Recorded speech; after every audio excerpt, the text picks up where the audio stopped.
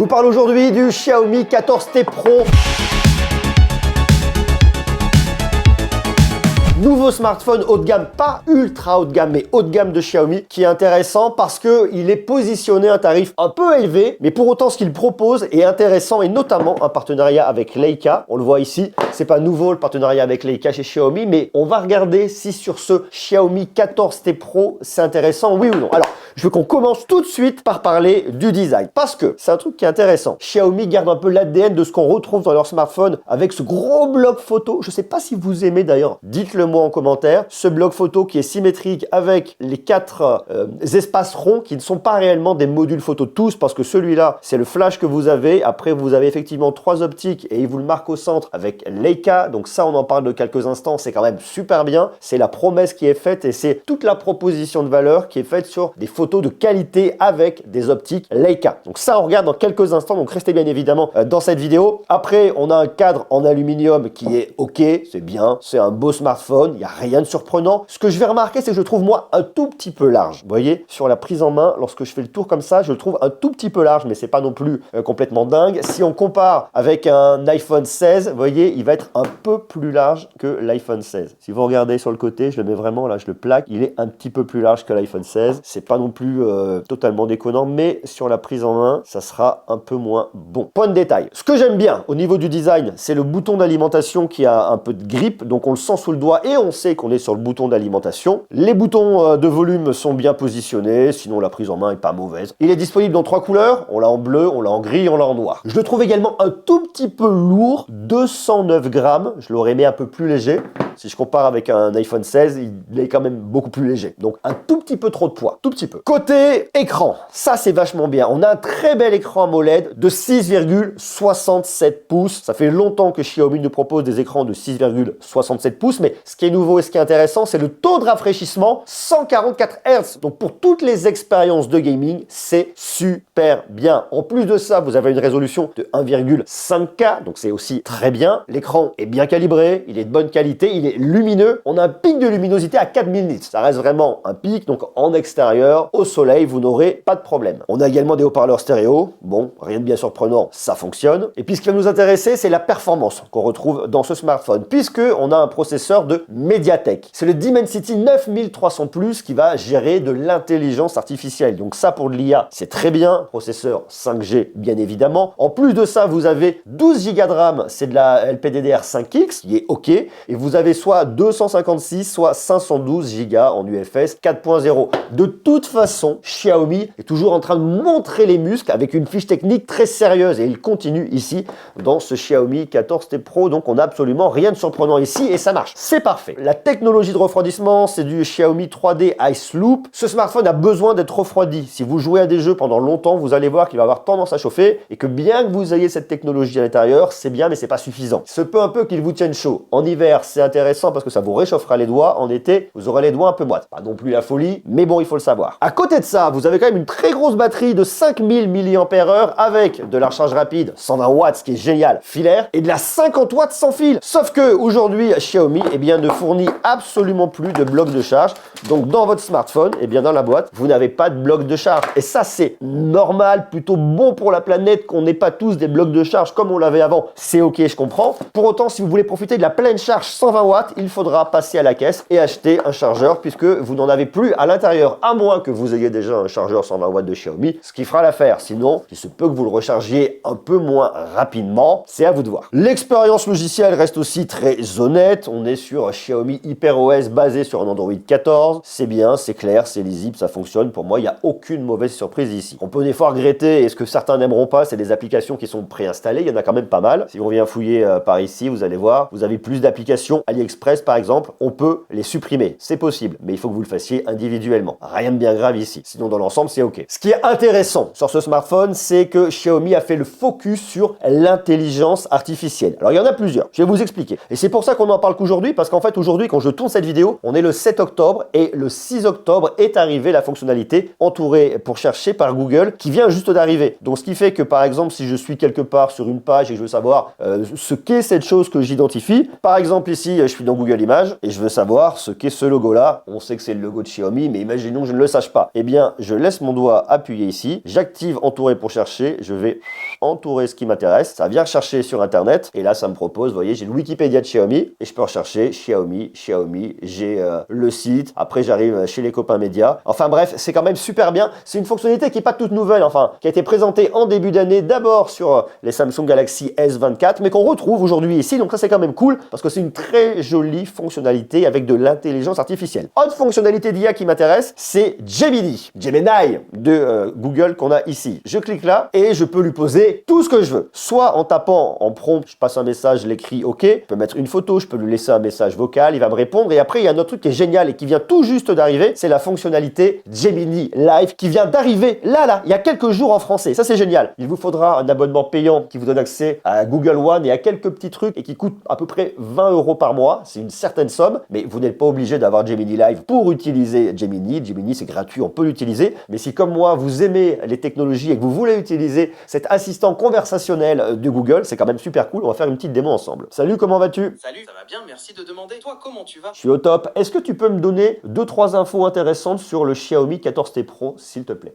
Bien sûr, le Xiaomi 14T Pro est un smartphone haut de gamme qui a beaucoup à offrir. Tout d'abord, il a un appareil photo Leica incroyable avec un capteur de 50 Bon, mégapixels. je vous passe le truc. Et ce qui est intéressant, c'est qu'après, vous avez un résumé de ce que vous vous êtes dit qui est là. Vous avez, vous, ce que vous avez dit. Vous avez ce qu'il a dit lui. C'est surtout un assistant conversationnel intelligent. Il vient d'arriver en français. Alors, aujourd'hui, vous regardez cette vidéo en français. Peut-être regardez-vous cette vidéo dans une autre langue. Mais s'il arrive en français, j'imagine qu'il est également disponible en espagnol, en portugais, en italien, en allemand, en anglais. Ça, on le savait déjà. Donc ça, c'est quand même super cool. Et puis, il y a d'autres fonctionnalités d'intelligence artificielle. Regardez, je viens par exemple ici. Et là, j'ai cette petite icône là. J'appuie dessus, ça c'est pour avoir la fonction interprète. Je vais mettre par exemple bien du français et de l'autre côté, je vais mettre pas du mandarin parce que je vais rien comprendre. Il me dirait c'est un peu le but, je vais mettre de l'anglais. Et là, je vais venir lui parler. Salut, comment vas-tu aujourd'hui? Est-ce que tu as la forme? Et vous voyez que j'ai la traduction en dessous.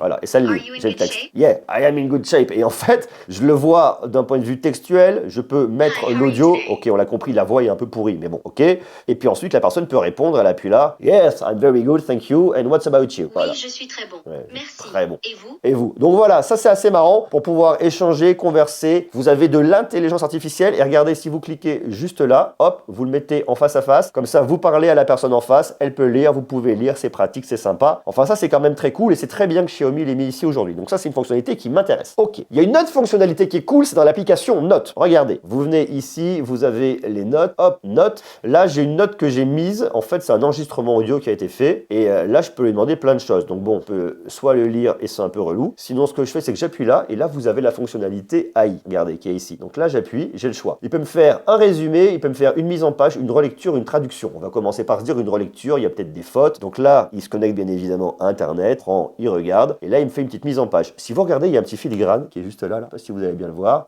où il vous marque le contenu est généré par l'IA et fourni à titre de référence uniquement. Et là, il vous met un message. Donc en fait, il veut pas trop se mouiller. Mais bon, donc là, il me fait des corrections, il est en train de taper le texte, il corrige. Je peux soit le copier, je peux soit remplacer l'original. Donc là, je le laisse pédaler. Ok, on a compris l'idée, je ferme. Ensuite, j'ai une autre fonctionnalité, je peux demander de me faire de la traduction, bien évidemment. Si par exemple, là, je l'ai en français, détection automatique français, et je le veux en anglais, allez, on va mettre en espagnol, et bien là, vous voyez, il met tout mon texte en espagnol. Hola a todos et compagnie. Ok, on passe. Ensuite, j'ai une autre fonctionnalité qui est assez marrante, c'est le résumé. Il va me faire un résumé de mon texte et il va me permettre de synthétiser un petit peu. Alors, autant je trouve que des fois, avec de l'IA, il fait vraiment des résumés avec des bullet points. Ici, il les fait pas. Il me remet un texte. C'est un texte sur un texte. C'est pas ce que je vais trouver de plus malin. C'est le truc peut-être un petit peu à revoir et à synthétiser différemment. Et puis ensuite, j'ai de la mise en page avec de l'IA où de la même manière, il va sauter des lignes. Bon, voilà. J'aurais préféré qu'il me fasse une espèce de mise en page et correction avec des majuscules. Il le fait pas. Mais bon, il fait déjà des choses et c'est pas mal. Donc, c'est plutôt intéressant. C'est pas totalement parfait, mais en tout cas, ça évolue et je pense que ça continuera à évoluer. Vous avez également l'IA Recorder. Vous passez par votre magnéto. Vous pouvez faire un petit texte. Donc là, j'ai fait le texte tout à l'heure. Ensuite, ça me le met en texte. Ensuite, je peux me faire un résumé avec de l'IA. Et là, je sais pas pourquoi, j'ai un plantage. Il me met erreur de réseau survenue. On est sur le réseau, hein. On a vu, on a fait entourer pour chercher. Tout marche bien. De la même manière, là, si je veux faire entourer pour chercher, qui est une fonctionnalité qui se connecte à Internet, ça fonctionne. Donc, j'ai pas de problème réseau. Est-ce qu'il y a un bug logiciel ici?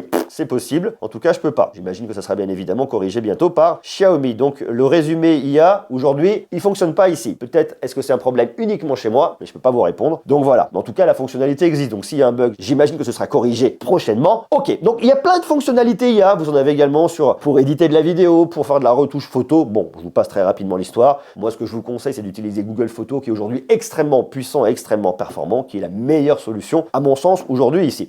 Ce qu'on parle justement de photos. Puisqu'on parle de photos, on va regarder. Puisque, bien évidemment, on a une proposition intéressante avec Leica. Vous avez 3 capteurs. Regardez. On a un capteur principal, c'est un grand angle, 50 mégapixels. C'est celui qui va nous intéresser le plus. Il faut savoir que sur chaque optique, vous avez une optique qui a été développée par Leica. Donc, on va retrouver le rendu Leica. Ça, c'est cool. On regarde dans quelques instants. Ici, on a un capteur de 50 mégapixels, mais c'est pas un capteur de 1 pouce. Attention, on n'est pas sur le Xiaomi 14 Ultra. On a néanmoins partout des objectifs Leica Sumilux. Et là, vous avez le capteur de 50 mégapixels. C'est le capteur Light Fusion 900. Bon, on va arrêter de parler trop de specs. Je vous montre le résultat dans quelques instants. Il faut savoir qu'on a une stabilisation optique. Ça, c'est quand même vachement bien. Et on a surtout une ouverture à f1.6. Donc ça, c'est lumineux. Pour l'ultra grand angle, on a un capteur de 12 mégapixels. Et pour le téléobjectif, on a également un capteur de 50 mégapixels. Et puis un capteur de 40 mégapixels en selfie qui est juste ici dans le poinçon. On a bien évidemment les deux modes Leica Authentic et Leica Vibrant.